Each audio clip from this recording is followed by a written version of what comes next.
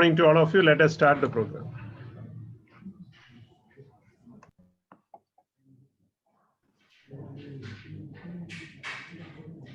Good morning, ladies and gentlemen. I'm delighted to welcome you all to the inaugural session of the three-day international webinar on advances in digital additive manufacturing, conducted by the Department of Mechanical Engineering of M.R. Baselios Institute of Technology and Science, Kodamangalam, Kerala.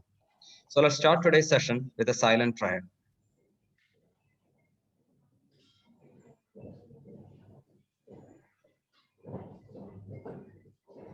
Thank you, everyone. Now, let me invite our principal, a true vanguard of engineering education, Dr. P. Sojalal, to welcome the gathering. Over to you, sir. A very good morning to all of you. Respected Chief Guest, Dr. Chandrasekhar sir, and our keynote speaker, Dr. C.P. Paul sir, heads of departments, faculty members, and all the participants across India and abroad, and my dear students. A very good morning to all of you. Venugopal sir, good morning, sir. And it's really immense pleasure again for hosting another event during this 2020 pandemic. And we have been conducting this national and international webinar since the COVID pandemic has started. And almost more than 11,000 participants are already attended our various programs. And this is really with immense pleasure that now MBITS is tuned up in giving these sort of programs to a larger audience on a multiple variety of programs. This is another main program where the people are very much involved and it is very much useful. As Chandrasekhar sir was telling that he has been a board of governor with Tumkur SIT. That's an institute where it is been in the NRF ranking within 100 for so many years. And I'm sure that the presence of Chandrasekhar sir in this particular area, digital additive manufacturing, will give immense opportunity not only for the students, but also for the entire community over here. I'm sure that his guidance will enlighten us into getting more projects, research-oriented and funded projects for our MBITS, as well as for the participants who are all joining from various institutes. Sir, on behalf of MBITS and all the present here, we welcome Sir Chandrasekhar sir to this gathering. Thank you. Thank you so and much. Again, our Dr. C.P. Paul sir is head of laser additive manufacturing. And again, we have Associate Professor Dr. Y. Ravikumar sir from NIT Warangal, and Mr. Alex, a General Manager of Liquid Propulsion System Center, ISRO, or will be joining for our 3 days program, welcoming all of them for this wonderful 3 days international webinar. And again, our coordinators, joint coordinators, Nidish, head of the department, and our Lomi, Eldos Lomi, have been running in and around. Ganesh Sridhar from the student side, making all these events happening, and respected all the participants across India and abroad. All of you, welcome to this gathering, and thank you very much. And over to Ganesh. Thank you. Thank you, sir. Now, it's my extreme privilege to invite the chief guest of the day, Dr. Chandrasekhar, for the inaugural address. Dr. Chandrasekhar is currently the program director of Advice at Wipro 3D, Bangalore. So he's a researcher, administrator, and a keen practitioner of additive manufacturing or 3D printing. He has more than 35 years of experience in mechanical analysis, experimental stress analysis, and additive manufacturing. He led ESCI Hyderabad as the director and Weltec University as a pro vice chancellor prior to the current job at Wipro 3D. He received his graduation from National Institute of Technology, Surathal, and his post-graduation degree from IIT Madras in mechanical engineering. He received his PhD from Visvesvaraya Technological University for his research in additive manufacturing of photopolymers carried out at DRDO. So his research areas include mechanical analysis of aerogas turbine modules, additive manufacturing, micro area vehicles, and sensors for harsh environments. He received a gold medal from the former President of India, Dr. APJ Abdul Kalam, for his academic achievements. And after serving the Ministry of Defense in several capacities, he rose to the position of Additional Director of DRDO. During his tenure at DRDO, he carried out several technological development projects and also led a senior group of scientists at Moscow during the testing phase of a developmental aerogas turbine engine. He currently promotes industry institute collaborations in metal additive manufacturing through advice program at Wipro 3D. Sir, it's a privilege and extreme honor to have you here with us today. Over to you, sir. Yeah, good morning once again. And Professor Sojan Lal, Mr. Genti Joy, who connected with me after a long gap, Mr. Ganesh, the student coordinator, Mr. Eldos, and so many other members who are responsible for making this event happen in all the splendor.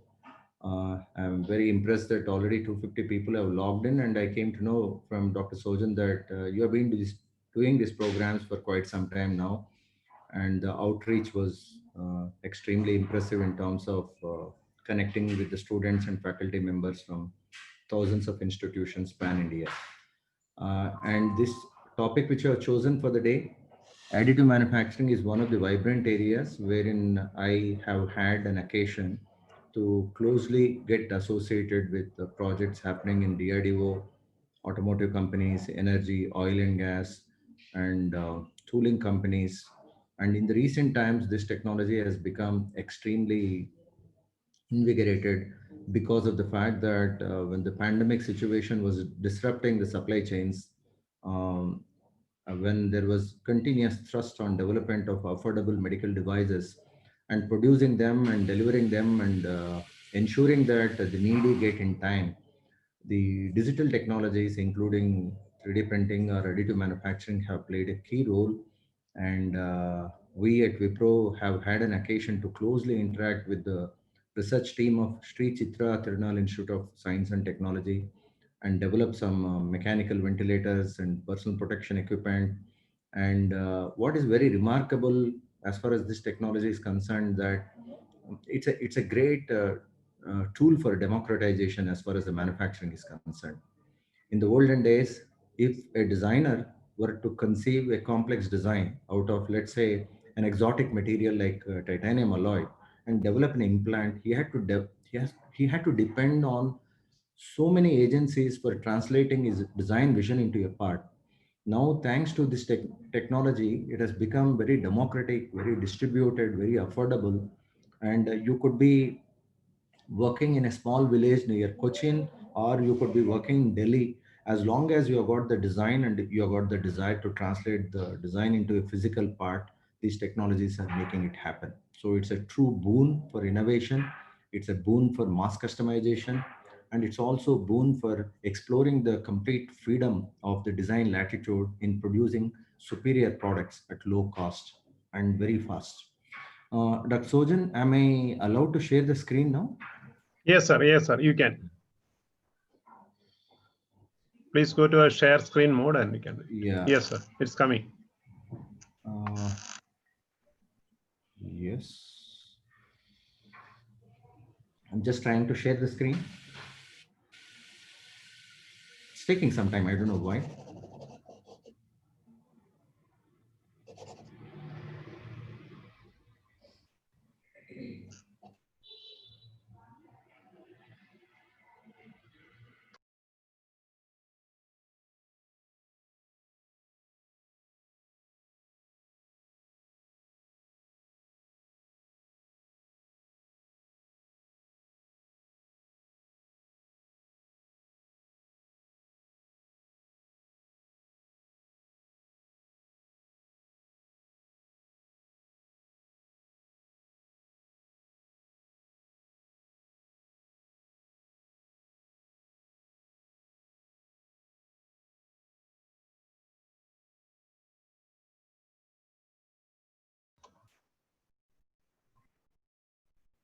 It's taking longer times.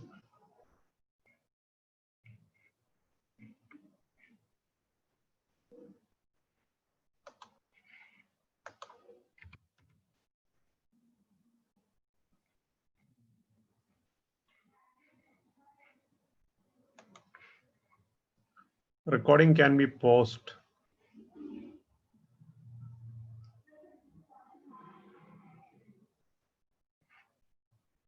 Let us wait for a while.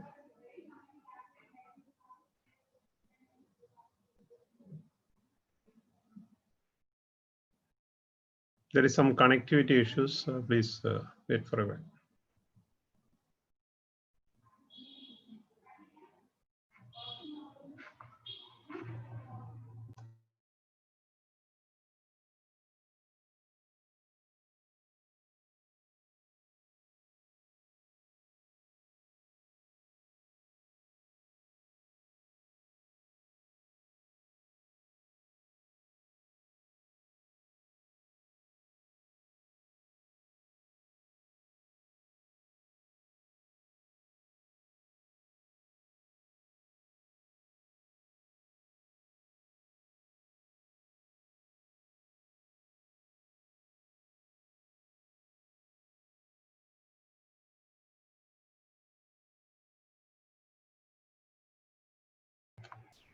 Please wait for a while. Chandrasekhar sir has joined. Please make him as a co-host. Sir has joined. Please make him as a co-host. Okay, thank you. Can you hear me, Dr. Sojan? Yeah, yes, sir. We can hear you. Yeah, I tried sharing the screen and it just went into a big loop and the screen, it got disconnected. So even now it is working. Yeah. Yeah, you can try, sir, now. Yeah, now I'm trying to share. I hope it works this time. Yeah, it's coming, sir. It came. Yeah. Okay. Please go to the display mode and you can start. Yeah. Can you see in the display mode now? Yes, yes. It's correct. Okay. Perfect, sir. Perfect. Yeah. Please go ahead. Sorry about the technical snag. I think No problem. now it is all set. Yes, sir. Go ahead, sir. So I'll be very happy to share with this virtual assembly being organized by MBITS Kottamangalam and share my insights with reference to advancements in additive manufacturing. Just at the very beginning, what is additive manufacturing? How is it differentiated from conventional manufacturing? Is in case of additive manufacturing, you get the digital input in the form of a CAD model and produce the part typically layer by layer by putting the material wherever you want the material to be there. In conventional manufacturing, with which all of us are familiar for many decades, our focus is about realizing the shape by removing the material. So there is a significant wastage, but what's happening in additive manufacturing is something phenomenal. You can produce the parts for end use application.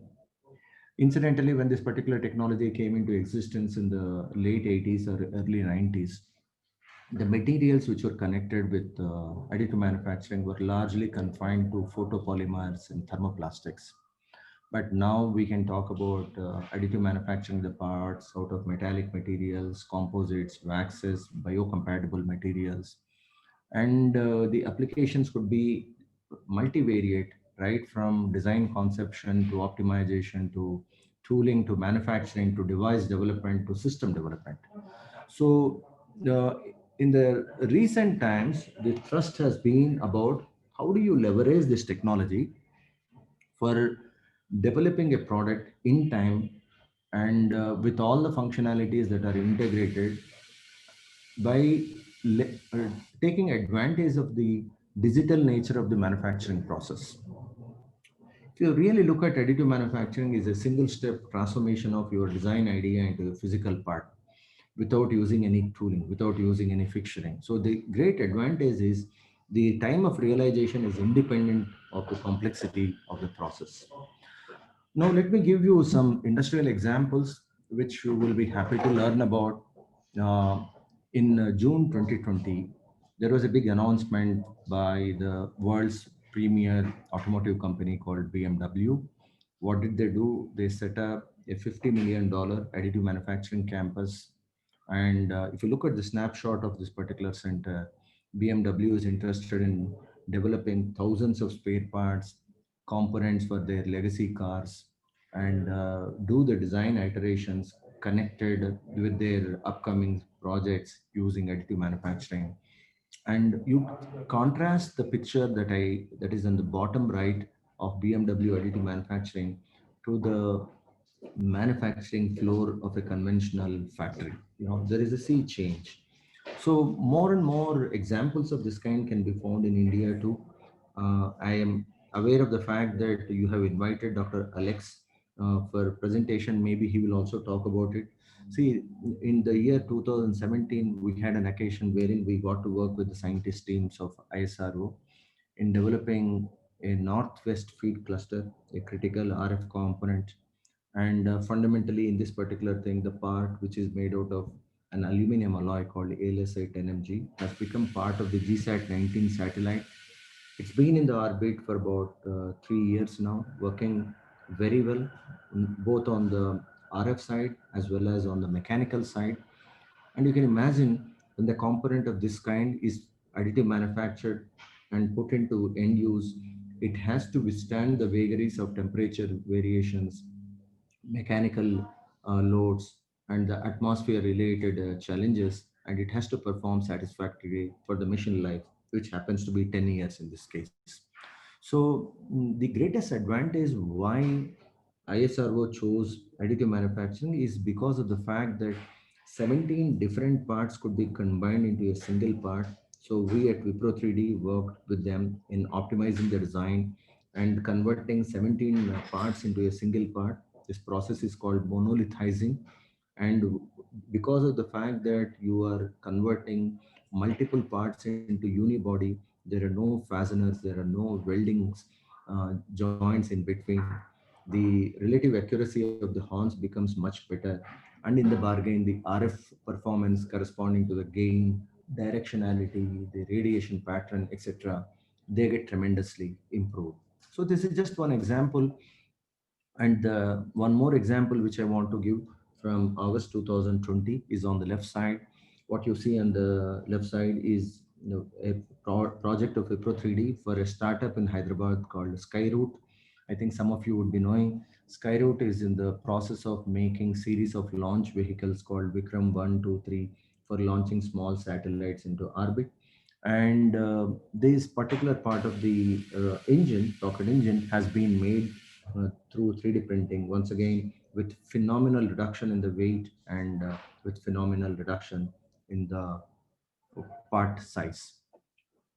So we at Wipro 3D have been practicing the technology of additive manufacturing with focus on metal additive manufacturing for almost 7 years now. And in this journey, we have had an occasion to work with space companies, aeronautical companies, automotive, oil and gas, industrial, healthcare, energy, tooling, and in some cases even we got connected with the consumer goods sector also. What is the advantage of this particular technology? I could illustrate with the help of one recent project which happened between April 2022, September 2020. You are all aware of the challenges of the pandemic situation. So with the collaboration with the Sri Chitra Tirunal, at Wipro 3D, we designed, developed, uh, assembled, and more importantly, commercialized this transport ventilator, which is known now in the medical world as the Airbridge EBAS. EBAS stands for Emergency Breathing Assistive System. And if you really see in this particular system, you look at many components. I don't want to spend too much time on this example, but I just want you to understand that there are so many mechanical components, electronic components, and electrical components. And for many of these components, while we were designing and developing the components and studying their functionality, in order to reduce the size, weight, without compromising the functionality, the additive manufacturing came into in a handy way, in a significant manner. You can see here even something like a control knob or the volume adjustment levers and sensor holder brackets. They underwent significant amounts of design iterations without any time penalty, cost penalty, and to enable the product to be delivered to the needy in time. So there are many examples of this kind which are coming out to the forefront, due to which the McKinsey, the world famous thought leader, in the often cited report, he talked about additive manufacturing as a technology which can potentially disrupt the way businesses are transacted, the way lives are, experienced. So you have seen already the intrusion or impact of mobile internet, cloud technology, Internet of Things, advanced robotics. So in course of time, it's also expected that the technology of 3D printing will be able to create this kind of impact and enable metamorphosis of the products and systems and the methodologies through which they are getting realized in course of time. What are the paradigms which have been enabled by digital manufacturing or additive manufacturing, to be specific? In the olden days, we used to learn about a philosophy called DFM. It means your design will be good, but it's accepted only when it is manufacturable. That is called DFM. But now we are talking about whatever may be the complexity of the design, we can manufacture. This is called manufacturing for design. Similarly, in the olden days, there was so much of focus on mass customization. What do you mean by mass manufacturing? It means even though you are able to make some part, unless the economy of operation is kept intact, you will not approve the design. But now we are talking about mass optimization. I want to tell you that in Cochin, in Hyderabad, in Mumbai, there are many orthodontic experts who have integrated metal 3D printing and plastic 3D printing into the orthodontic practices, because if you want to get your teeth aligned, there is no necessity for wearing the wires which need to be bent, where the torque has to be adjusted through multiple visits. Now they are able to take a scan of your teeth and then create this 3D printed transparent aligners that you can wear on your teeth, and the entire transformation from uncorrected zone to the corrected zone happens seamlessly without you being conscious of this entire experience.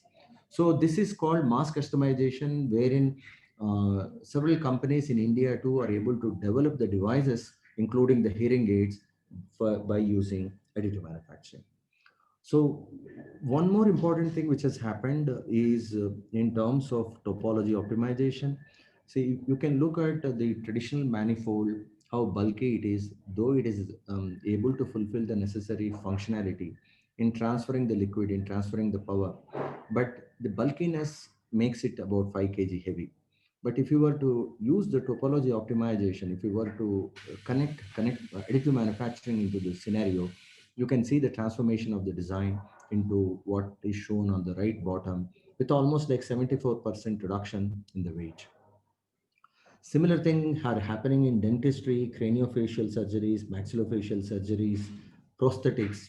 And in this particular slide shows you where exactly we are with reference to the overall manufacturing paradigm. I think you're all aware in 1900, when Ford introduced the philosophy of assembly lines, they were only interested in reducing the labor costs. Then Toyota brought out the the parlance of lean manufacturing systems. Then slowly they gave away to flexible manufacturing systems.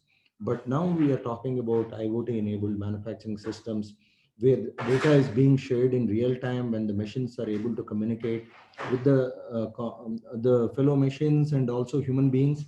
So much of emphasis is on digitization.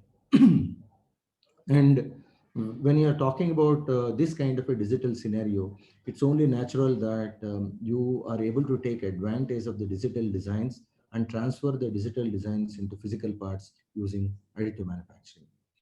Now, quickly moving on, for the faculty who have assembled here, I just want to say that there are a lot of funding opportunities in India for promoting the activities, endeavors involving additive manufacturing.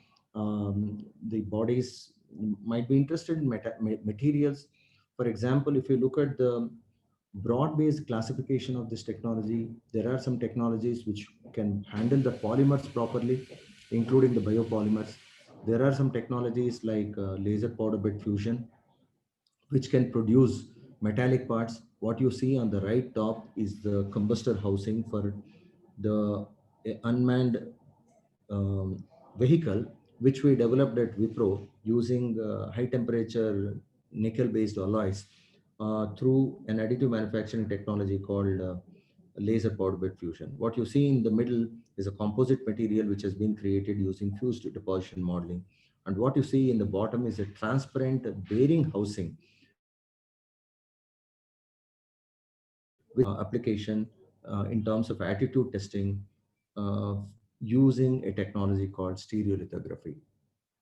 If I have to simply capture what are the possibilities for you people to work in research connected with 3D printing, it could be DRDO, it could be ISRO, BIRAC, DITI, and several other agencies of Department of Science and Technology. One important thing which I have seen is the number of PhDs and the masters and undergraduate works connected with 3D printing are continuously rising, and have seen many startups which are developing excellent devices, optimized devices, including wearables, including customized solutions using 3D printing, and they are getting funded from Niti Aayog under the Abhyas scheme. And I have also seen many activities in the recent times in terms of embedding sensors into manufacturing, making the manufacturing smarter and more versatile for making array of parts. What I'm showing here are the parts for electronic units, the gas turbine engines, and Formula car that we have made at Wipro 3D for in working with these technologies. It's very interesting for you to realize and recognize that this particular technology had its early beginnings, early time in a university campus, University of Texas at Austin.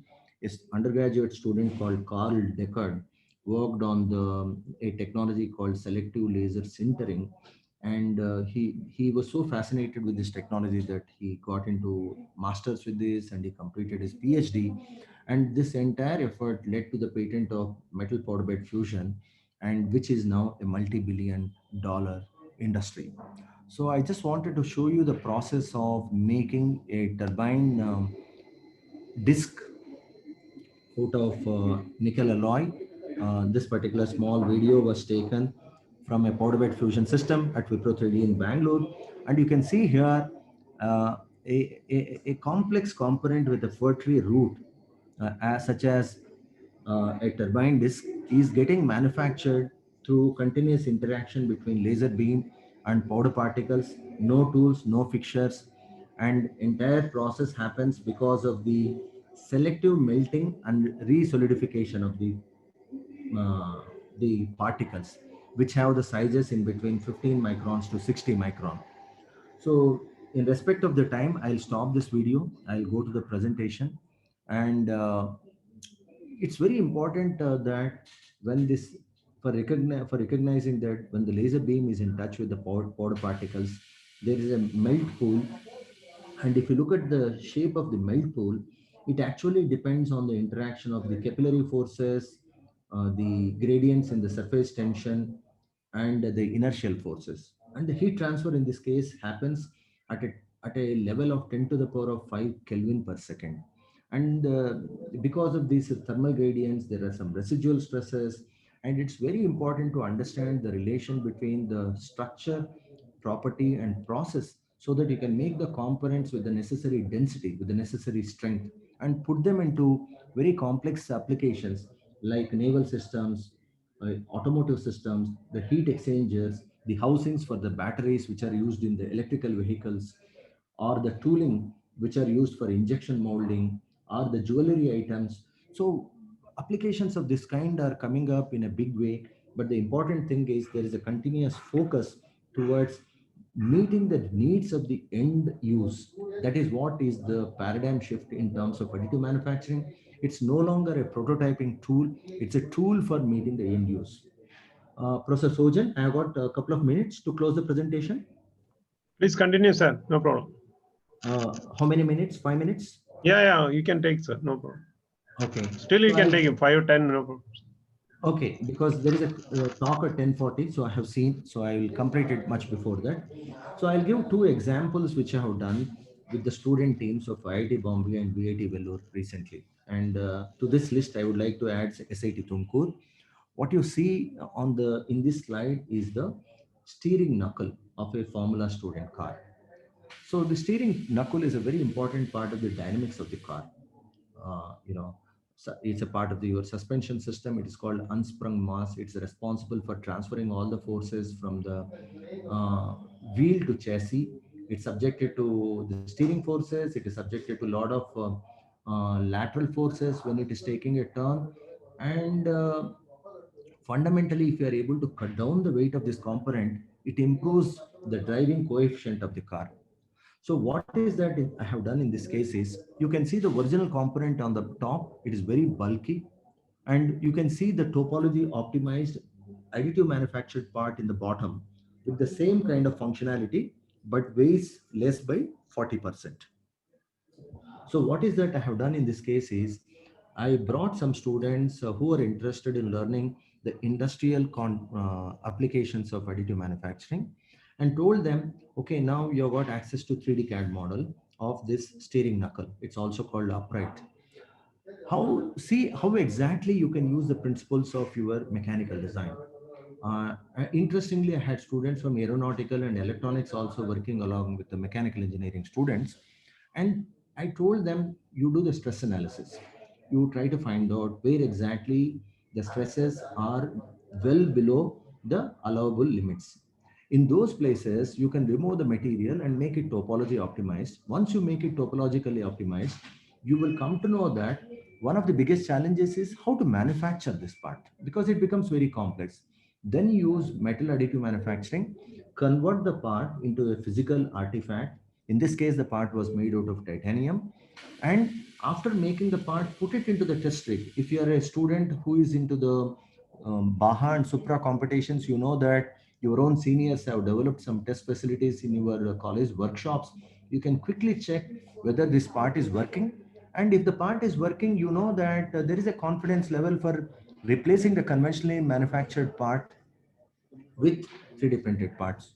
So I'm very happy because when Dr. Sojan got connected with me a couple of days ago, and he told me that he's from SIT.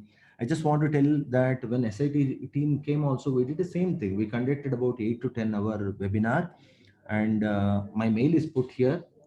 If I get about 50 students, I'm happy to repeat. We told them how the fundamentals of metal AM technology, laser particle interest, what are the material aspects, how to test them, how to do the analysis, how to do the optimization, how you can make a product out of it, and what are the research opportunities in terms of doing 3D printing for your device and development.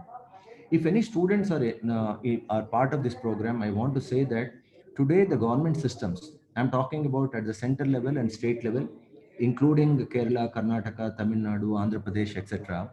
There are many schemes which are available to the students with the funding ranging from 2 lakhs up to 10 lakhs for creating proof of principles, proof of concepts. And if your proof of concept is good, then you can go to the next level in agencies like DST and BIRAC and say that I want to convert my proof of concept into a product. And I myself have personally known at least 3, 4 students who got a funding of 50 lakhs for developing fantastic medical devices using these digital technologies. And when they got their BTech degree, rather than getting into a job, they became entrepreneurs in a very seamless manner. So that's what you need to take advantage. This is the final case study which I would like to present, and then I will conclude. See, most of the student teams and the faculty teams carry a notion that if they know how to operate this tabletop 50,000 rupee or 1 lakh 3D printer, which can work with plastic materials, they think that they know the technology. I would say the answer is yes, but it's like knowing the multiplication tables and saying that I know mathematics. Now there are more than 10,000 schools in India which have introduced robotics and 3D printing as a part of their fifth, sixth, seventh, and eighth standard science subjects.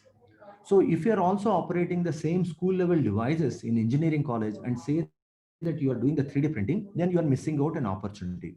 I would say how this technology can be used and how this technology cannot be used.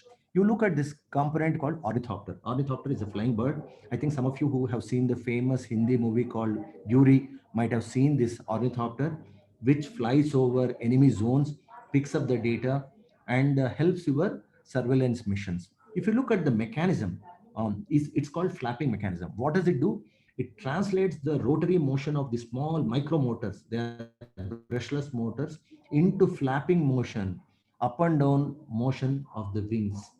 And if the wings can be made to flap at a frequency of 15 to 18 hertz, then the mechanical bird develops the necessary thrust and lift to stay afloat and to do the necessary mission. This small gear mechanism, gear train, you can develop out of 3D printing, and you can do phenomenal number of design iterations and put it into the ornithopter and do the testing and get a lot of data corresponding to the flight mission. This is possible if you are talking about the plastic parts, FDM parts. But if you are talking about more serious applications, there are many case studies. I will skip it. If you are talking about dental applications, or if you are talking about large sized artifacts, this is a 9-foot Vinayaka statue made out of 3D printing from pellets. And this is the story of a student from Bangalore PS College, Ayush Bagla, who created a digital light synthesis based system for making the surgical guides for dental applications using 3D printing. Now he's supplying the system to 60 countries. So what is very important, I would conclude by saying that it's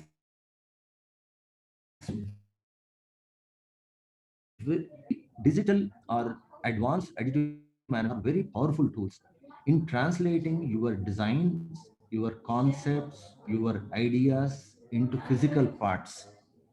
And the parts can be out of composite materials or plastics or metallic materials. But what is very important is you can realize your end use applications using this technology. And the end use application could be a medical implant, could be a nuclear component, could be a space part, could be an automotive part, could be a part for oil and gas industry. I just want to give an example because in country there are lakhs of kilometers of lines which are carrying the gas, which are carrying the oil, and they may be operating under the aegis of Oil India, BPCL, HPCL, Reliance, etc. You just imagine somewhere a valve or a compressor or an impeller or a pump goes faulty. How to maintain the spare parts, how to deliver it. You just imagine if you have got a old Maruti car or a Fiat car, you can't get spare parts. Some of these oil lines are more than 30-40 years old. Similarly, look at our Indian Air Force. They have got aircraft which is imported from France, Italy, UK, Germany, Russia. And these aircraft need to be maintained for 30-35 years. How can they maintain the spare parts? There are tens of thousands of parts. How do you manufacture it in time? How do you deliver it in time? How do you deliver at the place of need? That is called point of use. You just imagine this scenario. Then you will quickly understand the impact of digitization. If you want to take 500 rupees today, you don't have to go to the bank. You can go to the nearest ATM. It gets connected to the account. Within a second, you can get your money without visiting the bank. Same thing is also being investigated in the world of additive manufacturing using this connectivity, using Industry 4.0 kind of environment, involving cloud computing, wherein if you want to make a part, on demand manufacturing, just in time manufacturing is being enabled by these advanced technologies. Recently, we got connected with the IASC, working in association with the IASC team. We developed the country's first electron beam additive manufacturing system, which is shown here, that can work with the refractory materials like titanium or like molybdenum, hafnium, and you can make the parts, including the parts for medical implants, using this electron beam additive manufacturing. If anyone among you is interested in doing the research in additive manufacturing, in trying to learn more about this exciting technology, please do get in touch with me. and Wipro 3D, and I'll be happy to facilitate whatever possible. Thank you. Thank you for your patiently listening. Thank you so much. Sir, thank you so much. It was really a wonderful and exciting presentation. And your offering for further studies is really appreciable. And also, this has been tested in the SIT Tumkur, where the college itself is within 100 NRF ranking. Sir, please stay with us. Maybe you can remove the slideshow, then we can take some questions from the students and answers. Yeah, You yeah. can also put on your video, sir. Yeah. I'm not able to start the video. Maybe you need to permit it, but I'm audible, I suppose. Okay. That may be something. Okay, your video is somehow it's not connected. It's Yeah, okay, I sir. think some questions, cost of 3D printing machines are very high. So is there any research? Yes, just now I told you there is a significant research happening. Young students are making the machines. Big companies like Wipro are making the machines. And I just want to tell you that our government recently put a regulation, implants which are used for knee replacement and hip replacement. Previously, they used to charge, the hospitals used to charge 3 lakhs for hip replacement in surgery. Why? Because the implant used to cost so much. Now, once the Indian companies came into the competition, the cost of implants have fallen down by 80%. So same thing is happening in 3D printing. The world of 3D printing is seeing many new companies emerging out of India, both startups and big companies. Somebody asked me about my contact number. I have shared my mail, u.chandrasekhar@wipro.com. So you can always connect me with mail. Uh, there are many companies. One more question from Kriti Saxena is institutes are cannot use AM on a daily basis. There is a big problem in getting to use the technology. See, this I would have agreed with the statement few years ago. Now I don't really agree because now currently there are students from IIT Jammu Kashmir working with me. I have students from NIT Surat. I have students who are working from VIT Vellore. So the digital platforms have enabled for anybody to access any facility, and as long as you have got the willingness, uh, uh, you can access this facility. And there is also a question that whether this is going to whether the cost is going to whether the technology is going to become affordable. Yes, the technology is going to become affordable. That's why I said there are many orthodontic practitioners in Cochin itself. If you want your treatment to be done, you don't have to use metallic wires. You can go to these doctors and they're using 3D printing for setting your tooth right. So it means the technology is becoming affordable. And there is a question whether you can use it at home from Gavaskar. Very interesting name, Senthil Gavaskar. Yeah, for your kind information, if you go to Amazon or Flipkart, just give 3D printer, you will see dozens and dozens of options of 3D printers. Starting from 25,000 rupees onwards, you can get 3D printer. So where is 3D printer now? It is becoming as ubiquitous. I want to use the word ubiquitous means freely available, as ubiquitous as your mobile phone. In fact, a company called T3D from Taiwan has created a 3D printer which can be connected to your mobile phone, and the computing of capacity of your mobile phone is used to run the 3D printer. So you can make simple small parts using 3D printing.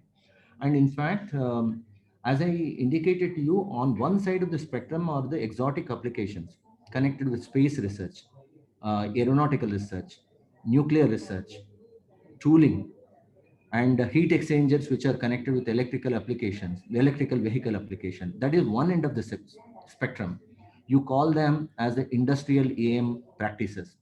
On other end of the spectrum is about customized gifts, uh, um, making the parts on demand. In fact, one very exciting product innovation which has happened is when the pandemic related fear was at the peak in April and May, many people were developing a small fixture using 3D printer, home 3D printers, by using which you don't have to touch the handle, a small one. I think you can just Google, you will find out there are repositories like Thingiverse which are equivalent of Wikipedia for 3D printing. There are many, many designs available. Imagine that you are interested in a particular holder for your mobile phone, just give mobile phone holder, straight away you get the CAD files.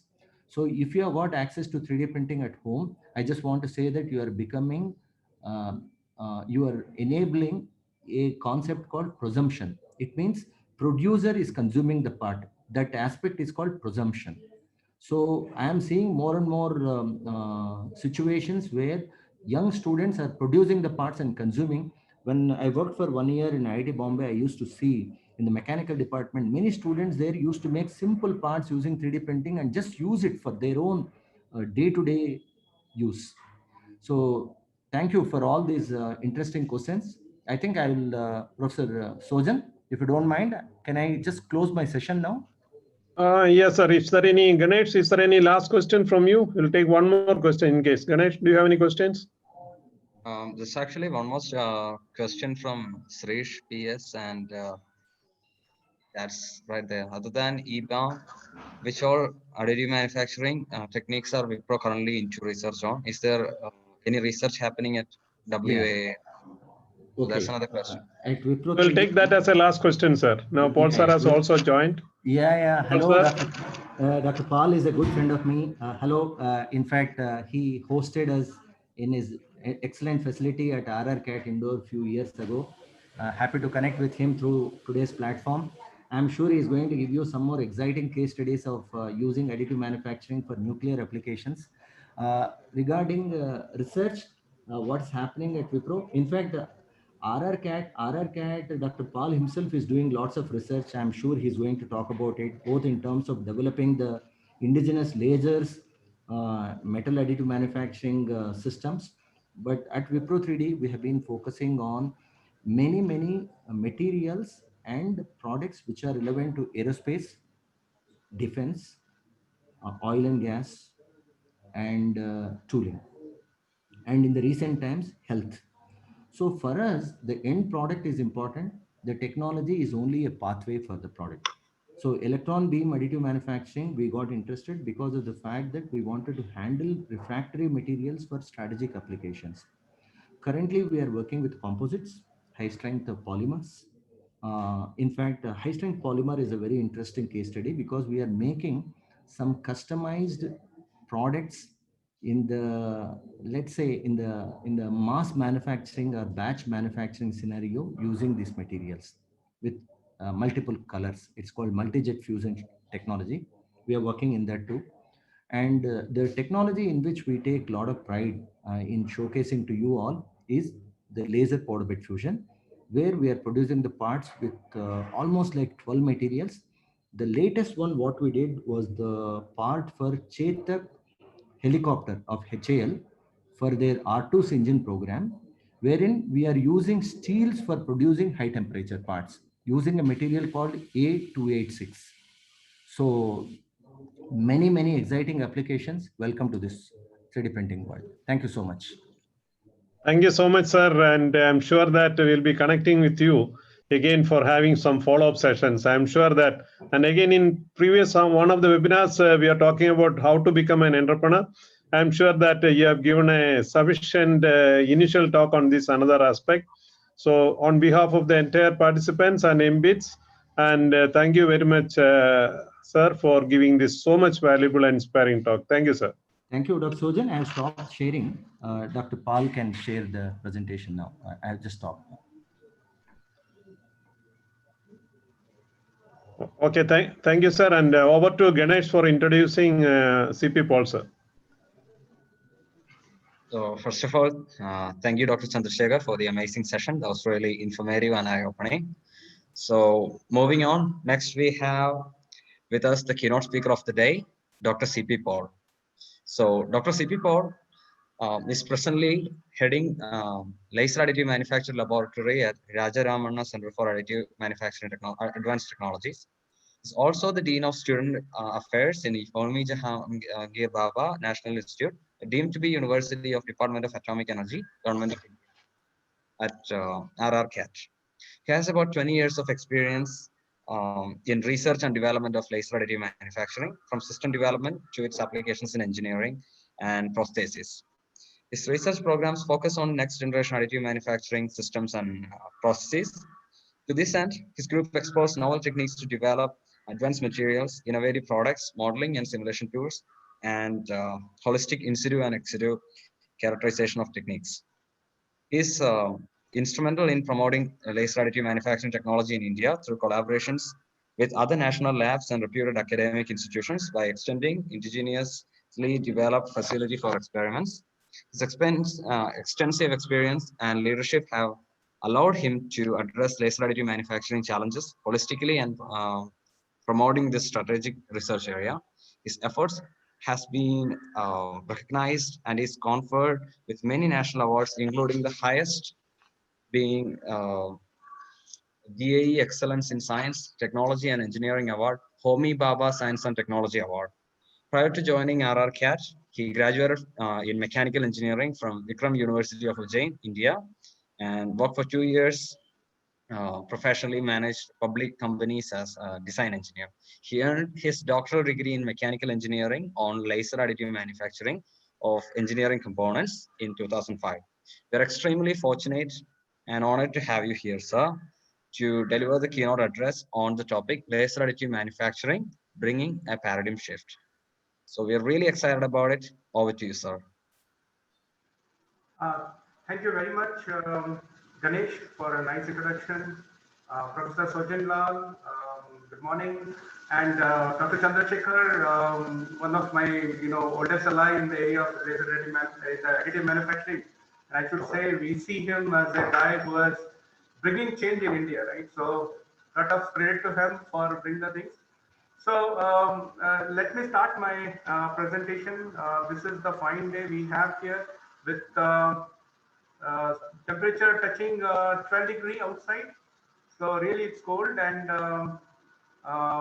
things are right good. But in this pandemic time, really it is nice that we have so many advanced technology available so that we can interact and share our knowledge and information. So I'm audible. I think I understand I am audible to everybody. Yes, sir. Yes, sir. Please go ahead. You're audible. And you are able to see my.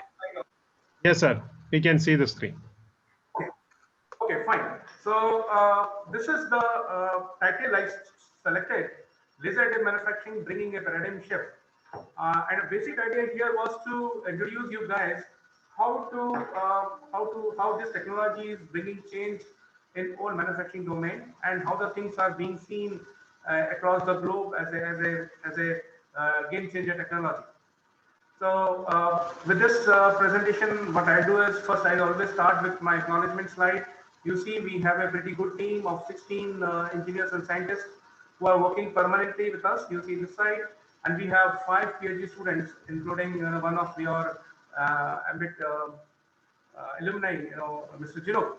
He's also doing PhD, and I am happy to say he should inform you guys that he is likely to finish in a couple of months his PhD, and he's already got a very nice offer from University of Waterloo to join as a postdoc and attending the work over there. So this is a balanced team, and we have a new blood, new ideas with the students coming in and encashing on the experience and the technology aspect from the whole team. So this is a very balanced team under Department of Atomic Energy, and infusion of the student could only be done because of HBI activities at RRCAT. So when we talk of RRCAT, what is RRCAT? I would like to just spend 2 slides on it. RRCAT is a premier R&D institute under Department of Atomic Energy, Government of India. We are focusing our research on laser, particle accelerators and related technology. When I talk of the particle accelerators, we are focusing on mostly on electron accelerators, and if you talk of the related technology, we are doing ultra high vacuum technology, we are doing RF technology, so many all the sort of technology we are working on. And if you talk of the lasers, any lasers you talk of and anything you talk of laser processing, you'll find at least 1% in RRCAT working on this. The strength is about 1570. We have 45 external PhD students as well as around 50 internal students. Around 100 PhD students we are having, and we offer 142 seats to MTech students from different institutes to pursue their final year PhD work at RRCAT. How can you join RRCAT? This is a slide which may be important and interesting for many of you. You can join RRCAT through BRC Training School.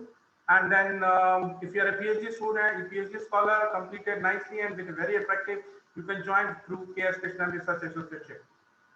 RRCAT also offer PhD program under HBNI, ambit of HBNI. You can join, and this is a very attractive program in terms because we have very nice facility, and the fellowship is also lucrative. Though we form the UGC norms, but the basic lucrative here is we do not have any tuition fees, we do not have any laboratory fees. We have very much discounted hostel, so it is very attractive. I won't go to detail of that. And we offer MTech project training to students. They can come over, spend 1 year, almost 140 students in different area we give. Besides this, we also offer orientation course on accelerator, lasers, and related technology. This makes the thing into different. You know what happens? We get the people. Some every year, 42 students from different part of the country come and work with us, and they try to understand. The technology we are working before taking. If suppose somebody is interested about the research career, he can come join this program and take a feel of it, so that future he can work better and go ahead with that. So it is the career option with RRCAT. So this is my presentation plan. The presentation plan is I'll start with introduction. We'll go to the global and Indian scenario. Then we'll converge down to what we are doing at RRCAT. We'll move ahead with the technology challenges. Then we'll be talking about the new opportunities we have, and then we will conclude the talk. So this is the presentation plan. Hopefully we will be able to do justice with the novices as well as the experienced and expert people attending this session. Whatever I am talking of, this is basically compiled from 3 books. One is on laser in manufacturing, edited by Professor Paulo Devin, and another one, the additive manufacturing applications innovation. It is again audited by Professor Rupinder Singh and Professor J. Paulo Devin. In these 2 books, we have one chapter, extremely beautiful written. So many people go for it. Besides this, we are also authoring a book now on additive manufacturing. This is we are writing with McGraw-Hill, and this is targeted to Indian students and Indian way of teaching. This can be very good book for UG and PG students, and which will also leverage the experience as well as the fundamentals of additive manufacturing. So this is likely to be launched in the April 21. It is in the final proof stage, and whatever I am talking is some portion is taken from these books. So let me start with the introduction of laser additive manufacturing. If we talk about the basic definition of additive manufacturing, you'll find that it should have 5 parameters for any process to be qualified and called as additive manufacturing. These parameters are: first, process of joining materials, means whatever the process you talk, it should be joining the materials and giving the shape. So that is the first thing which need to be there. And if it is not there, then it will not be additive manufacturing. Second point is, we should start from 3D model generation. You know, we should have a 3D model, and from there we are going to build components. So this is the second parameter, which is the most important. And third part, it is layer by layer build-up approach. So, you know, most of the times these processes, you know, except 1 or 2 processes, most of the time we are building everything layer by layer. So this is the third criteria. And fourth and fifth is they should not be classified as subtractive and formative manufacturing technology. So we have these are 5 parameters which need to be considered for a process to be called additive manufacturing. And this is not my definition, it is as per ISO 52900. When laser is used as a heat source in additive manufacturing process, then it is called laser additive manufacturing. It is not a very new process, you know, it's a natural way of doing the things. You see, how a seed converts into a plant and how an infant becomes a adult.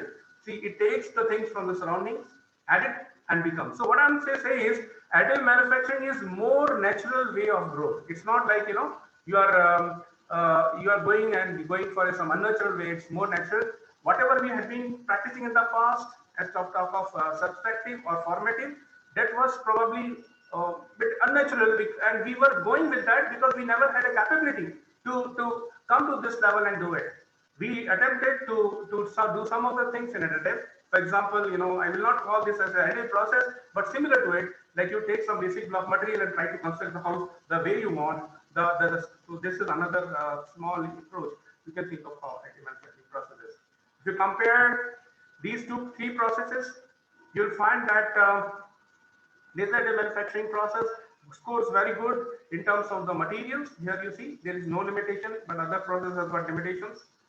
It has got very good attraction in terms of complex geometries. You see very nicely and well placed, but it has got some limitation also. The limitations are in the surface finish. You see still people are trying to go and better. There are issues with the dimensional accuracy. Still people are working on it. Other things are generic. And the most important parameter for additive manufacturing to take lead in coming times, it's one of the green technology. See, it has got reduced material wastage and as compared to other processes. So this is a quick comparison of these three technologies. And if we talk on the cost, see what is happening if you have a very large number of costs to be made, components to be made, then cost will be attractive in subtractive and formative process. But in additive, if you want to make 10 or 15 or some prototype, then additive manufacturing becomes a critical. It is an attractive and very good answer to the solution, very good solution to the stuff.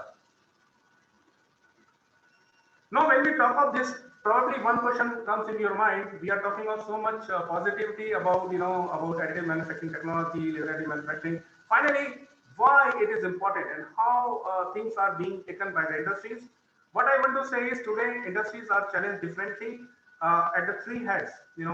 First you talk of the first head. We are facing cutthroat competition. Cutthroat competition means see, I have put a picture of car, because what is happening if you just focus on a car industries. Some 25 years back, we have only 2 car manufacturers in the country, Fiat and Ambassador, and we were able to do a lot of things.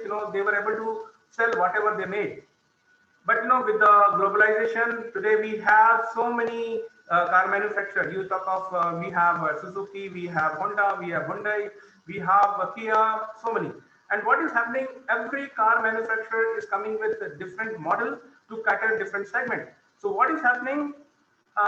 If you see the number of model which is in the market is much more, and the volume per product which can be sold has reduced drastically. What I want to say, some 25 years back, if Fiat and Ambassador plans to sell particular model, and they plan it that they can sell maybe 2 lakhs or 3 lakhs of cars, so they can recover the development cost from that 2 and 3 lakh of the cars they are selling.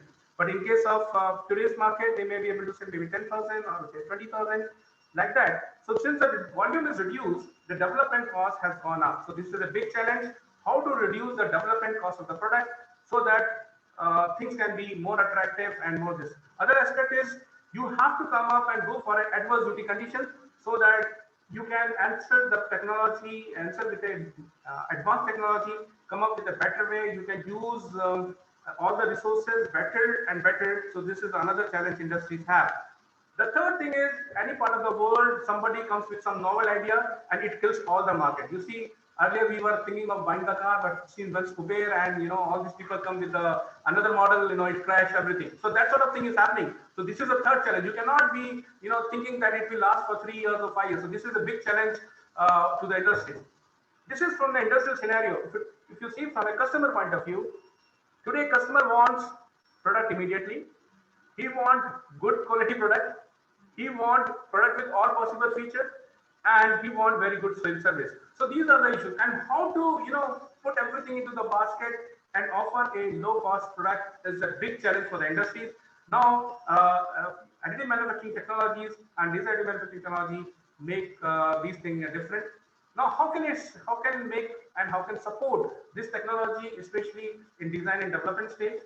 For example, if you go for a conventional manufacturing cycle, you will start with the synthesis of the product. You go for the analysis.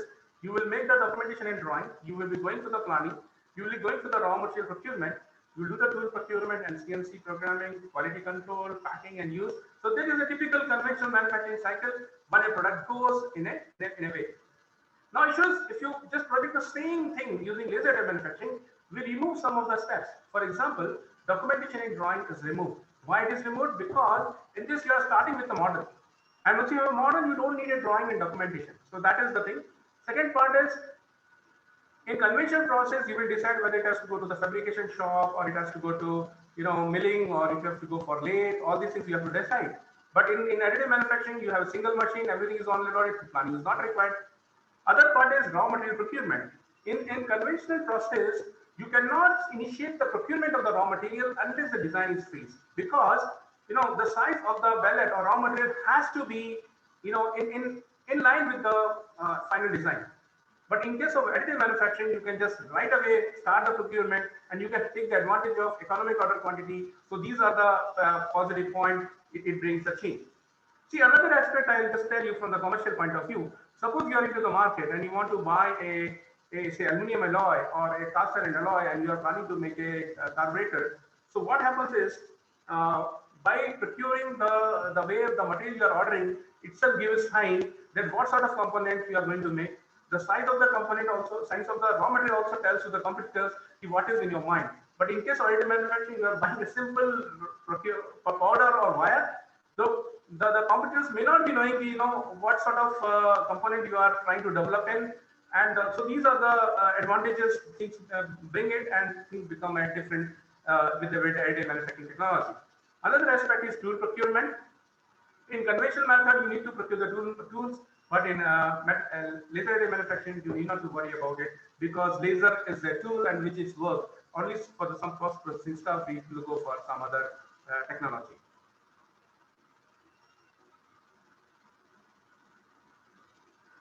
So when we talk of these things, let's also talk on the advantages of LAM.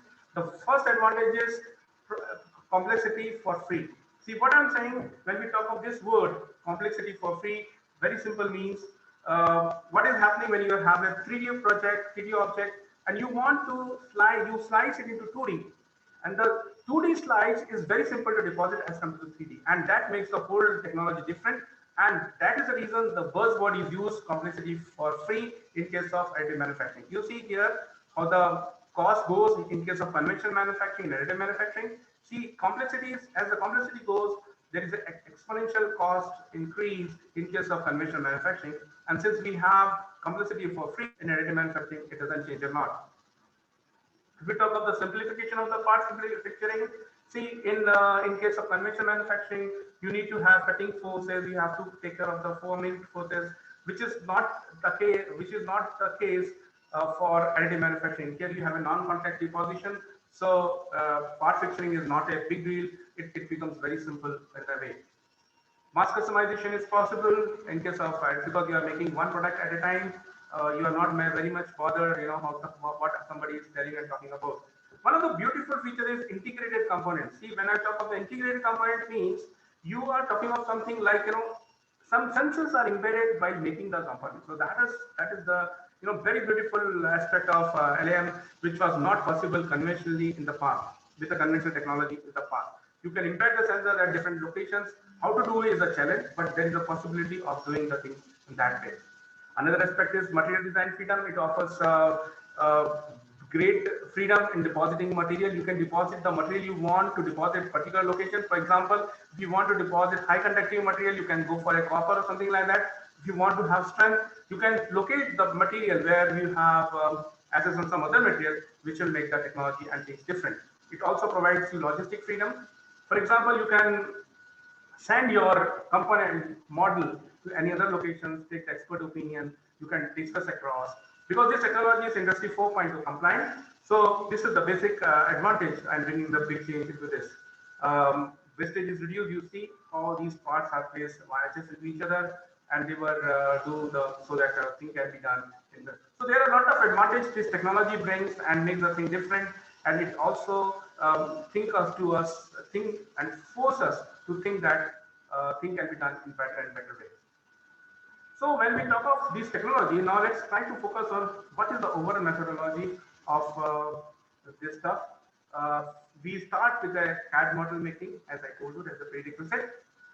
This model can be an output of a object imaging, or it can be output of designer or 3D CAD software, or it can be the output of mathematical data analysis. So When you have a model available, this model is taken, it is sliced in vertical state, and then after that, we do the job manipulations, beam elaboration, deposit the material, and finally we get a shape like this. So this is the overall methodology of laser additive manufacturing. And if we talk about the classification, it can be classified into two basic forms. One is called powder bed fusion, another is called directed energy deposition.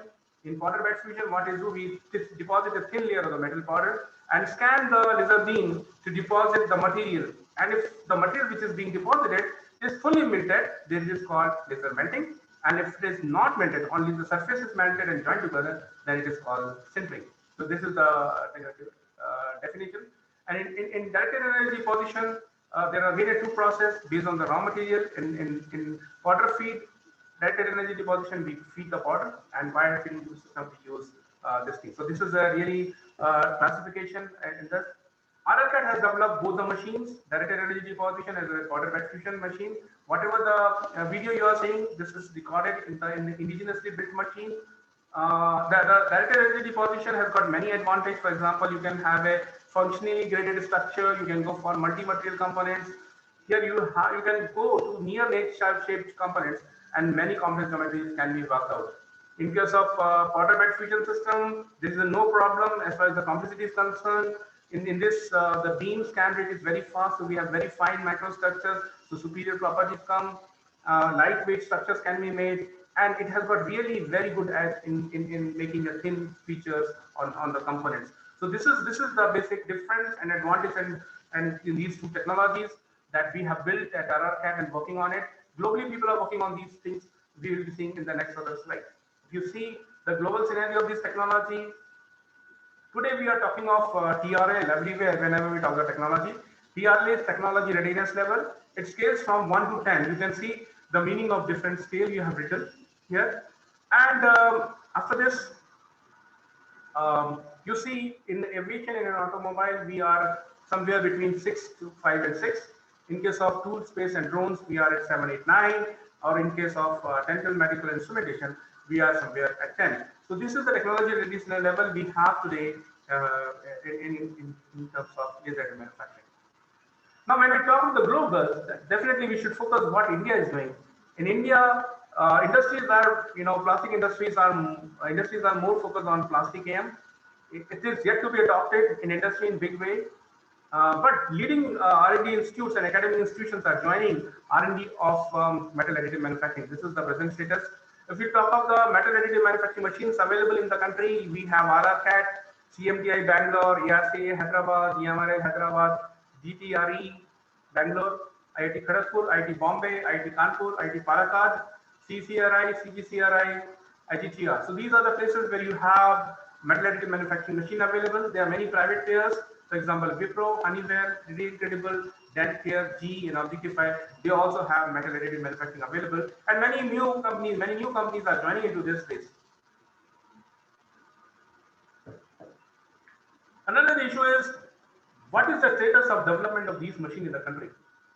We have RRCAT, CMTI, Bangalore, CME, RI, Durgapur, IIT Bombay, IIT Kharagpur, TSC College Coimbatore, and Intech. So these are the players who are trying to build this machine. As per my information, there may be many more players in this, maybe few more, but this is the recent data available to us.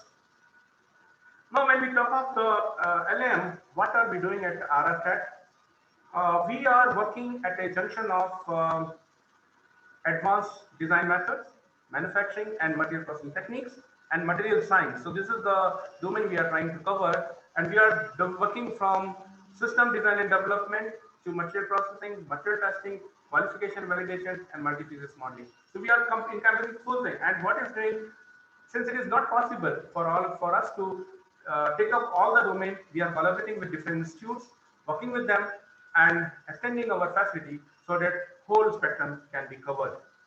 This is the machine that we built. This is a 2 kilowatt fiber laser based additive manufacturing machine. You see, we have a 2 kilowatt fiber laser here, and we have a beam delivery, through fiber. We have a 5-6 machine here, and this manipulator is having volume of 250 millimeter by 250 millimeter by 250 millimeter. We have Siemens 840D controller. We have a dual powder feeder here, So and collection was developed. So this is the thing that we have built.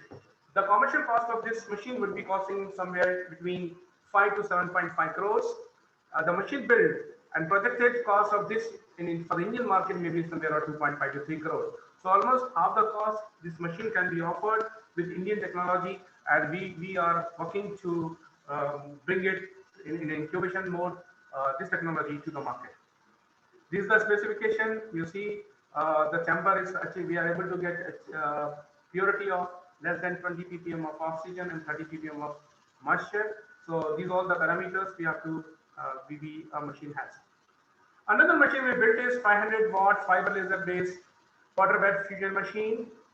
This machine is really pretty well, and most time what are we planning is the cost of this machine from in the commercial market would be from 3 to 5.5 crore, and the projected cost of commercialization of this machine may be somewhere 1.2 to 1.5 crores. So that is the sort of there is attempt to bring down the cost drastically, and people are working on it. Our team is trying to reduce it so that it reaches into the range which is affordable by the engineering institutes. So that is again a point where we are trying to work and make the things different. The specification of this machine is working volume is again 250 by 250 by 250. Scan speed is 0.0 to 10 meter per second. It uses 500 watt and it works on a thermal scanner based technology. If you compare these two technology, you'll find that DED technology is very good when it comes to the new part multi-material deposition and part repair. But water bed fusion scores good when you have complexity involved and surface finish. So again, when you go for a technology, you have to really think of it, which to choose and what to do. Now after this, I'll be discussing you some of the work that we did at RRCAT, so that we can discuss and further make the things to next level. If you design the LM process, the whole parameters can be divided into 4 segments: laser, scanning parameters, powder parameters, and temperature parameters. So these are the 4 heads you can have. If you see the effect of the different parameters, this is the graph. It shows how the thing happens. You see the laser power. If laser power is very high and scan speed is very low, there will be a lot of melting of the material and keyholing effect will be there. So which is not required and which is not good.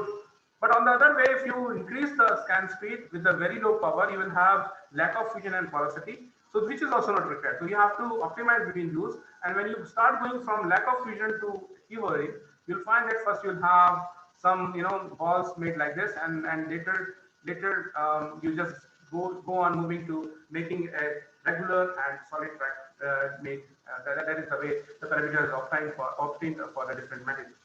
Another very good aspect of getting the parameter optimized is cut the section, because when you make a line, because it is a layer by layer deposition, so in a one layer you may not be able to fill full layer in a one go, so you make a lines, and then by depositing overlap lines you cover this. So you cut a section of a line, see what is the width of the line, what is the height of the line that you have deposited. We call it track. So what is the track height and what is the width? And this aspect ratio plays a big role. If aspect ratio is more than 5, you have very nice solid structure. You see, this is with the 20 micron resolution. But if you have this aspect ratio larger than less than 5, then you may have some porosity like this. So these 2 parameters, is a very detailed. It's like I'm talking about this one earlier. Here you have again a irregular ball form, but these forms are formed. These balls are placed and formed in a very regular pattern. Here you have very regular internal porosity form. So what I'm saying, by optimizing the parameters, you can always have a regular pattern of the porosity in the material, in the component, which is not possible conventionally, and this is the paradigm shift. So that's what I want to say. You can have a very nice control on the porosity of the material, and you can exploit the advantage in a different way to make the things in a bigger different way. Another aspect is when we talk about depositing a layer, you can fill the layer in different form because we are making a line. So it can be S, it can be Z, or it can be spiral in or spiral out. And what is happening, all these rasting patterns give rise to different thermal stresses and lead to different thermal distortion. And this is understandable. But what I want to say is it looks very simple for us that you can fill the material in any way and it may not change a lot, but let's see how it affects. You see in S pattern, we are starting from here, depositing the material, like that. In that pattern, you are making a line, stopping the laser, coming back here, again depositing like that. In third one, you are going for the spiral in, and fourth one, you are going to spiral out. See, the material during the deposition is you know distorted in such a way. You see here the maximum distortion is index is 1.734 for this particular S pattern. If you go for the Z pattern, it is reduced to 1.334. But the distortion pattern is more or less similar.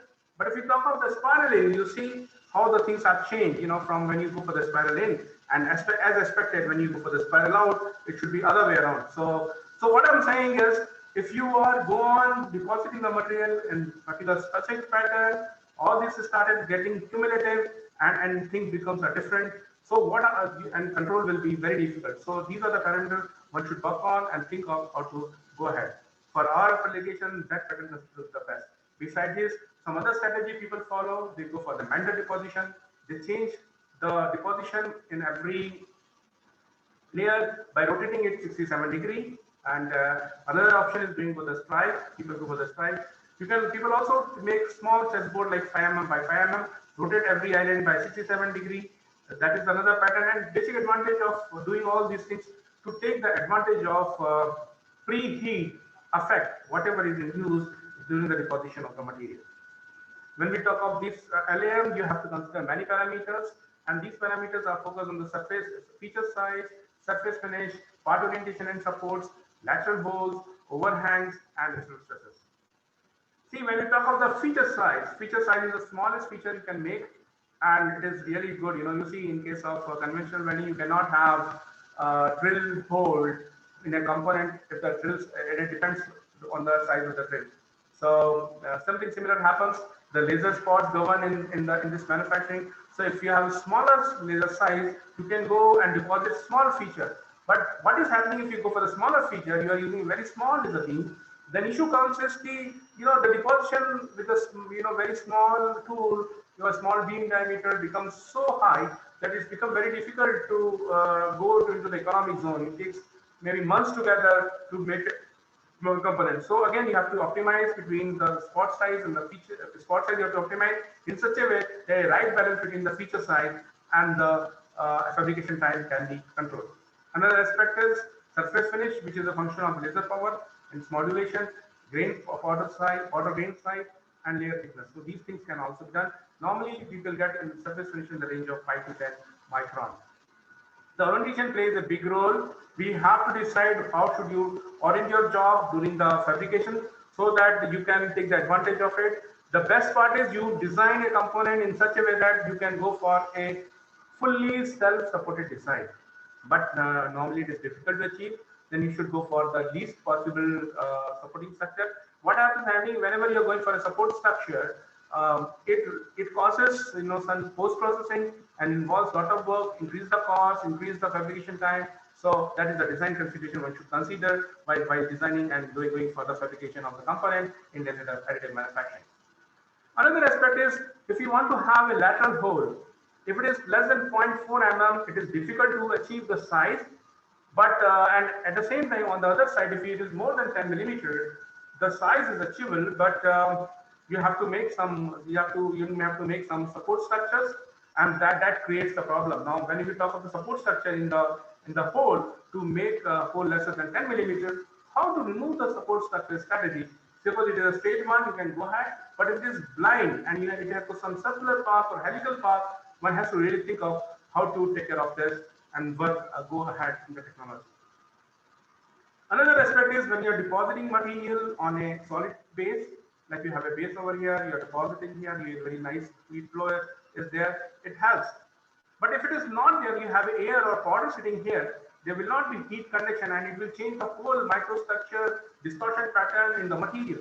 So one has to be very careful, and it is assumed that whenever you are making a deposition 30 degrees to the vertical axis, it's good. Up to 45 degrees, it's fine. But if you are going more than that angle in the vertical, you need to have some support structure. And this support structure is also required to achieve a uniform microstructure by transferring the heat, controlling the cooling pattern during the deposition. So that is another aspect people do as a rule of thumb. Definitely, whenever we are heating the material, depositing on it, covering the large surface. Lot of resistance stresses are there because of the shrinkage and the contraction of the material. One has to be very careful that your resistance stress should not be more than the ultimate tensile stress. Otherwise, we'll be in the zipper type. Now, when we discuss a lot about the parameters and this, let me come on the next area, next point to discuss on, and this is basically what we did in recent past.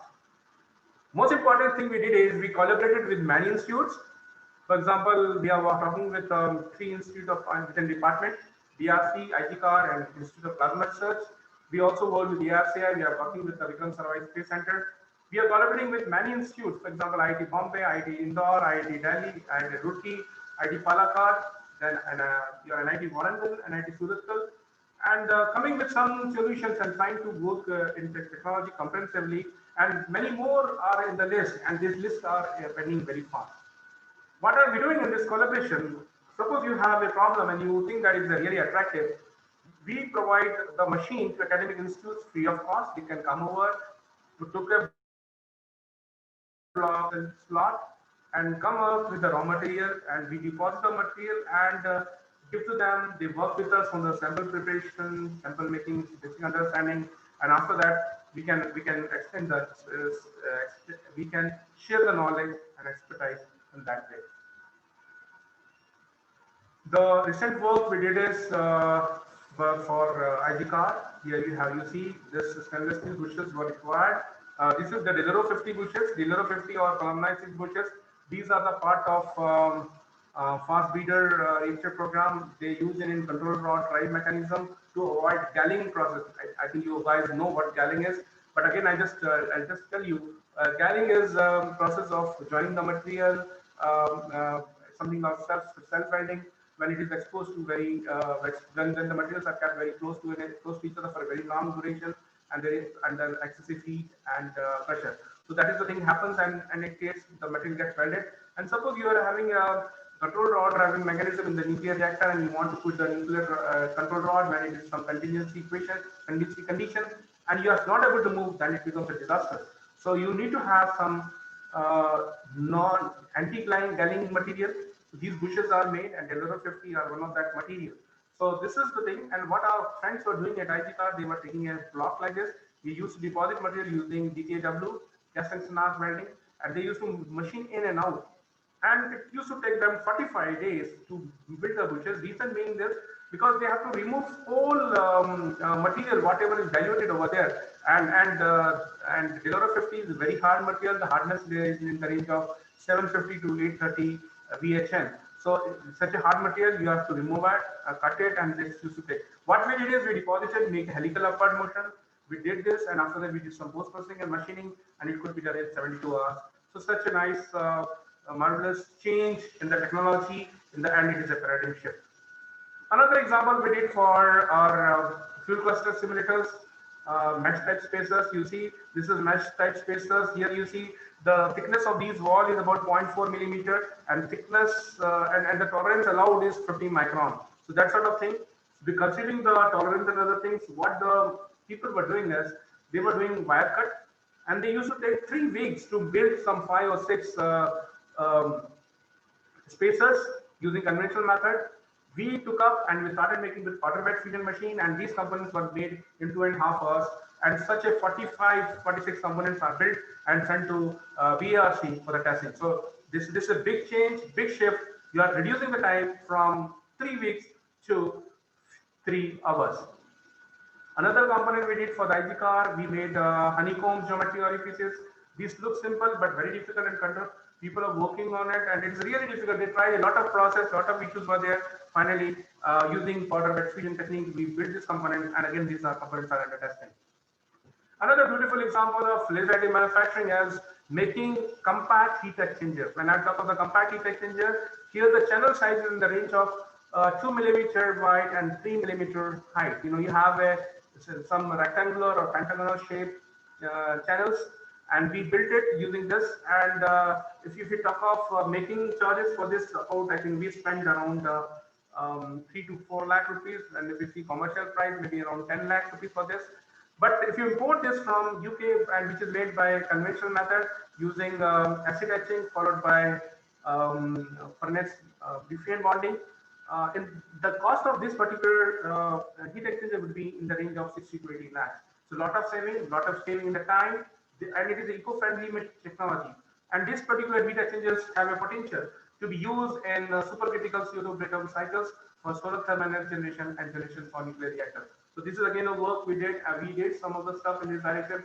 More things to be done and planned. And now we are building a 10 kilowatt fiber laser based machine to answer large size components to go for a high rate of deposition. So that is understood, and I'm expecting this machine to be ready if everything goes well by March 22. So that is the target we have, so that more and larger components can be built. Another nice application is we deposited silicon carbide clad layer. This example, when you have a dissimilar material you want to deposit.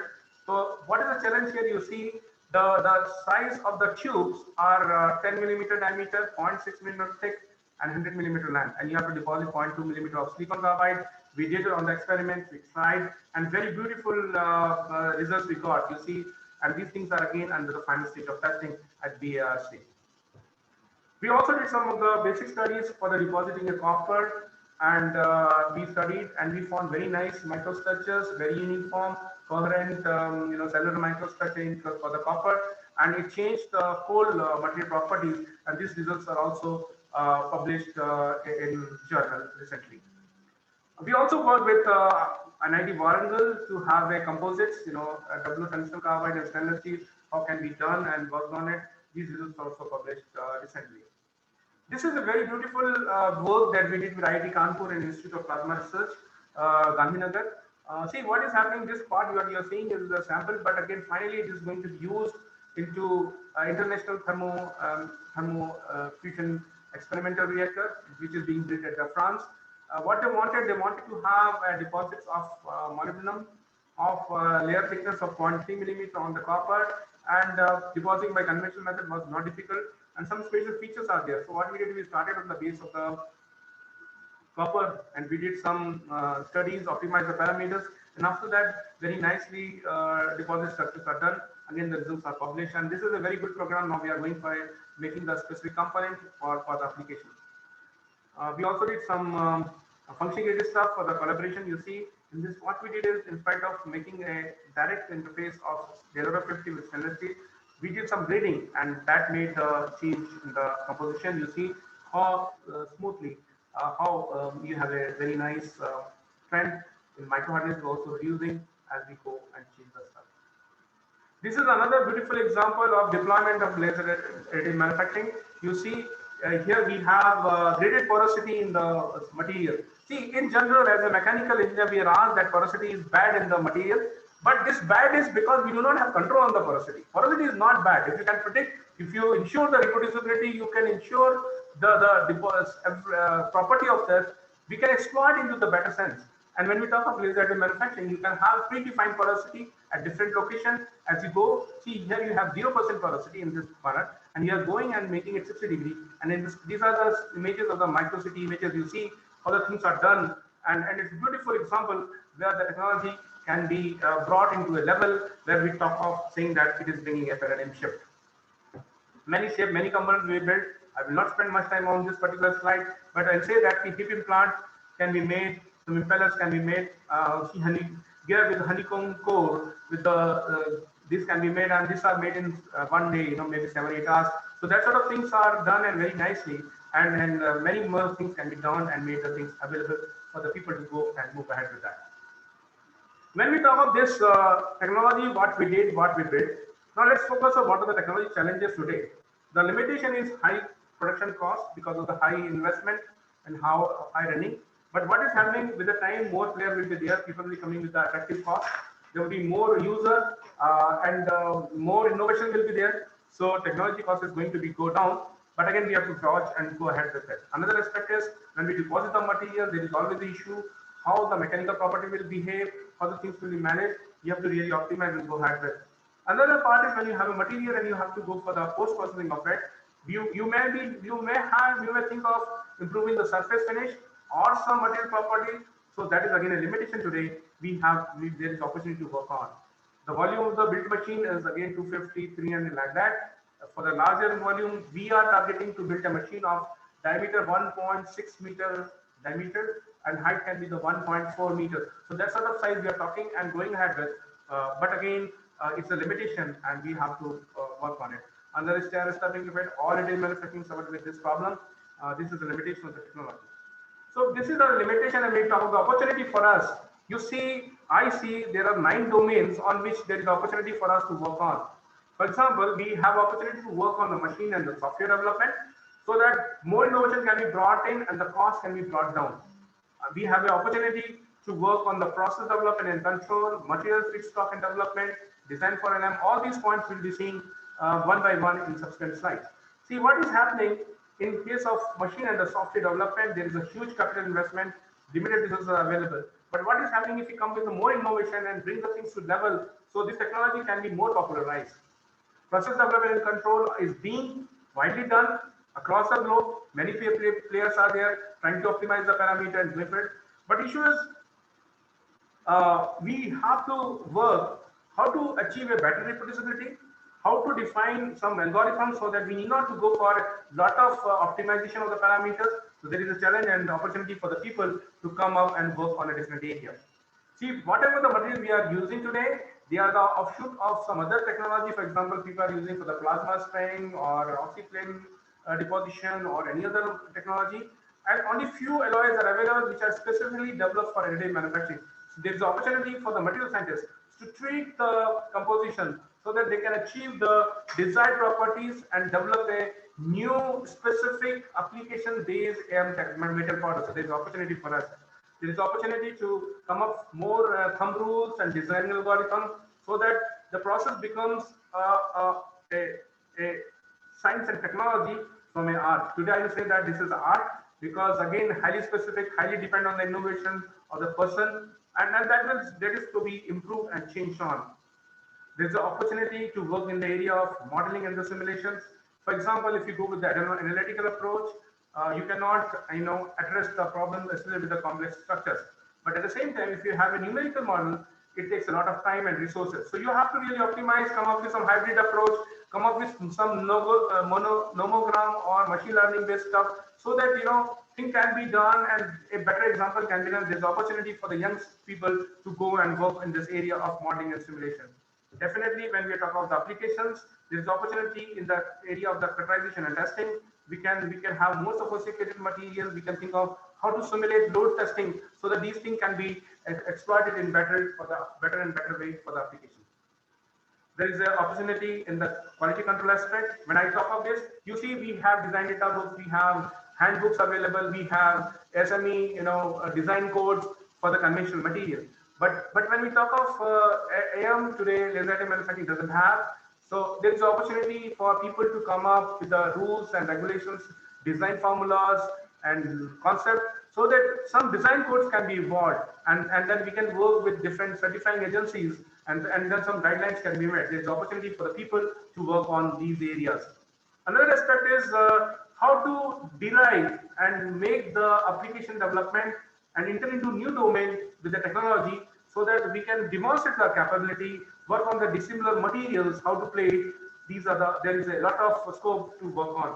Beside all those 8 areas that I talked, there's opportunity to develop a very nice curriculum, faculty development program, so that whatever the development is coming is going. A specific challenge for the faculty development program is people have to unlearn what is taught and what is learned in a conventional technology and evolve a methodology for additive manufacturing so that it can answer and betterly reply. So that is the basic challenge that we are talking. With this, I will come to the summary of my talk. LAM is novel methodology capable of providing new manufacturing solutions. It is a distant lead at international level. India is gearing up for adoption. RRCAD has taken a lead role from machine development to process modeling. We are collaborating with national labs and academic institutes and playing a key role in this area. More innovation is required to make the things useful.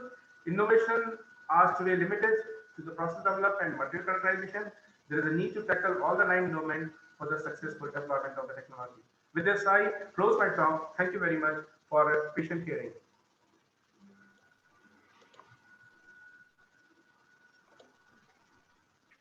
Sir, it was really an amazing session. And only very few academicians, I believe that in India, will come up with this sort of research work where it is highly useful for the mankind, as well as it is supporting for the, that something very innovative, disruptive technologies. And I'm sure that the mechanical department has come forward with this topic. And first of all, my hearty congratulations for the mechanical department of MBITS for choosing this subject, as well as suggesting you as our keynote speaker. And also that Chandrasekhar sir also was here today. And I'm sure that this will take our students as well as some of the faculty members, and also for all the audience to move up to the next level. It is really an amazing session. And I'm really appreciating you, sir, for covering this much topic in this very short span of time with amazing speeches for the research work with your students, and how you are having the collaboration with the premier engineering colleges, institute, IITs, NITs, and other institutions, and also the leading R&D organization. So I'm sure that we still will be looking forward for having another MOU, or how we'll be able to interact with you in future, sir. Thank you very much, and over to Ganesh for additional questions, or you'll take the questions from the chat box and you'll clear the doubts. Thank you, sir. Okay, sir. Thank you. So we have a question from Raju C. Isaac. What is the spatial resolution of the laser additive manufacturing machines built by RRCAD? What is the special features?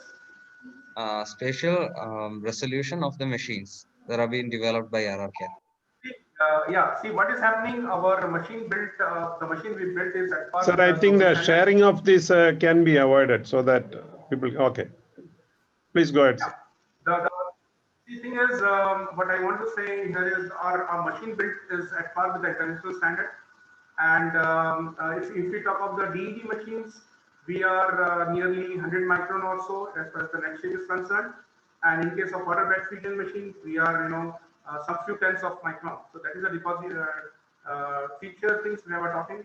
The minimum feature size we can build with water bed fusion machine is about 400 micron, or maybe slightly smaller.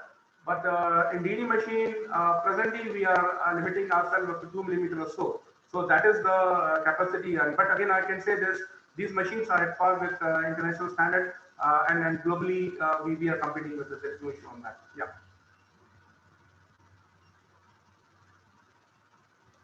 So we have another question. Could you suggest a machine that is capable of 3D printing, exploiting 2-photon polymerization for biotechnology applications? It's from the same person who asked the previous question, Raju C. Isaac. Yeah, see what is happening. Again, biotechnology is a big field now, and it's very hot. A lot of things are being done, and there's a company called Biotech, Biotech, something. I'm not exactly getting the name now, but they are the guys who are leading globally and doing a lot of research. If we can have, but they're not in the selling of the machine now. But this is limited to the R&D level only. But again, if somebody wants to work with them, they offer opportunity to join them as a postdoc or as a research associate, and you have to have a strong city to work with them. Yeah, but there is an opportunity here. But this machine is not commercially available.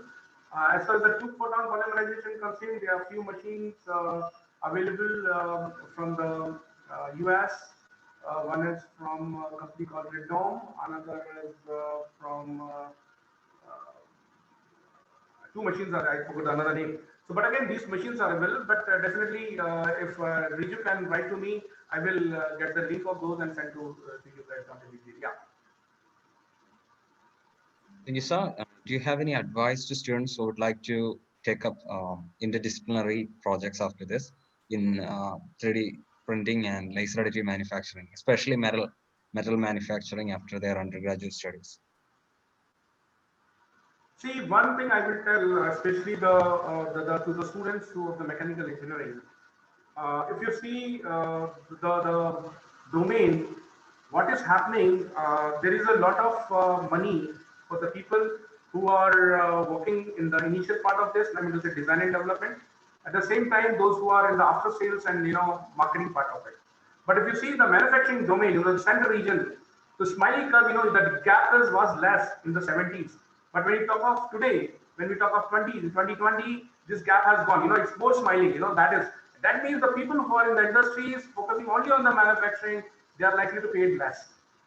So one thing is, if you want to grow it, I'm not saying leave the manufacturing. No, you should not. But you should have something on the left hand side or the right hand side so that you have a better expertise available. Moreover, being a mechanical engineer, you should not hesitate in touching the wires and touching the solders, going to this. So that is the basic limitation. In my lab also, I'm pushing the guys to go and work on the. Today we are having all interdisciplinary things going on, and see, my people are working on development of smart components.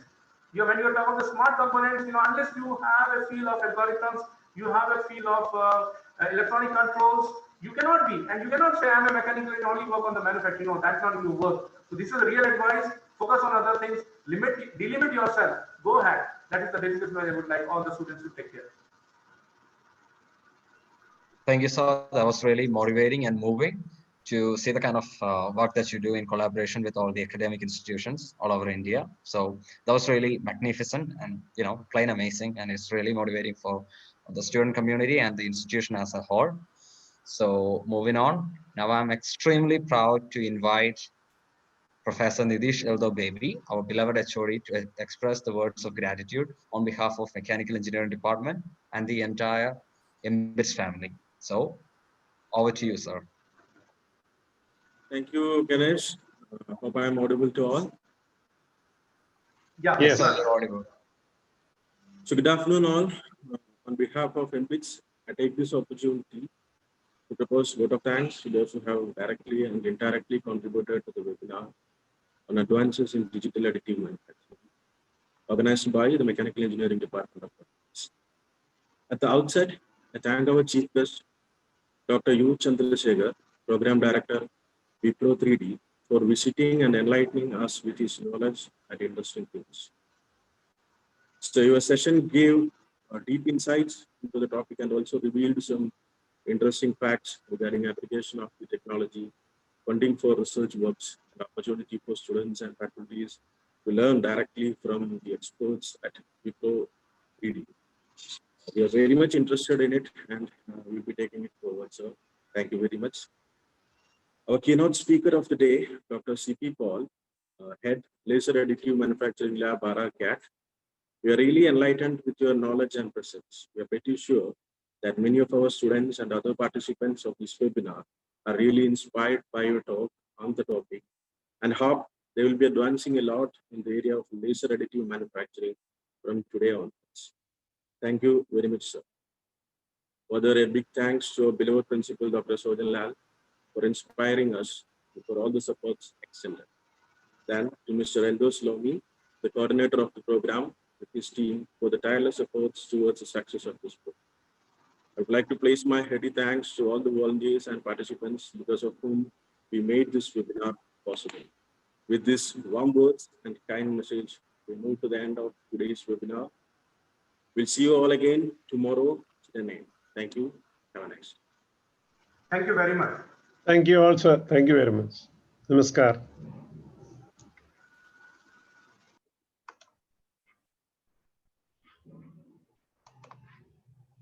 So we've come to the end of today's program, and we hope this has been an amazing time for all the participants and everyone. So we look forward to doing this more. So we have the webinar is going on. So please join back tomorrow and day after tomorrow. Thank you. So one second. Just log in. Sure, sir.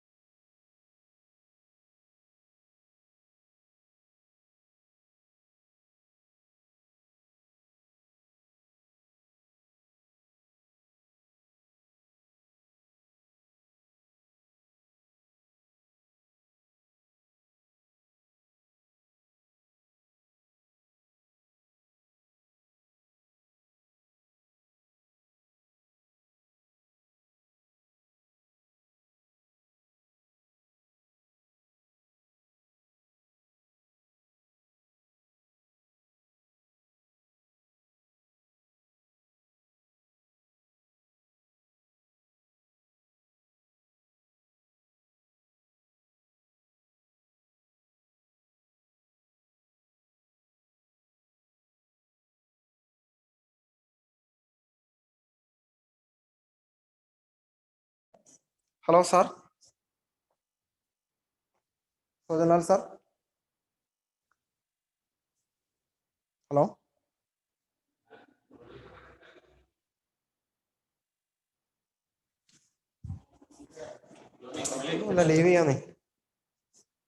Leave